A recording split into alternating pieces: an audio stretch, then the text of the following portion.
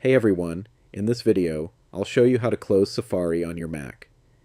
There are actually a few different ways to close Safari, whether you just want to close a window, completely quit the app, or force close it if it's frozen. Let's go through them step by step. First, if you simply want to close the current Safari window, move to the top left corner of the window and click the red Close button.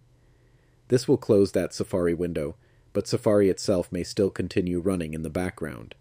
If you want to completely close Safari, go to the top left corner of your screen and click on Safari in the menu bar. Then click on Quit Safari. Safari will now fully close on your Mac. You can also use a keyboard shortcut to do this much faster. Simply press Command and Q on your keyboard while Safari is open. That instantly quits the Safari app. Now, if Safari is frozen or not responding, you may need to force quit it. To do that, click the Apple logo in the top left corner of your screen. Then select Force Quit. A new window will appear showing all open applications. Select Safari from the list, then click Force Quit. Confirm it one more time, and Safari will immediately close. And that's how to close Safari on Mac using different methods.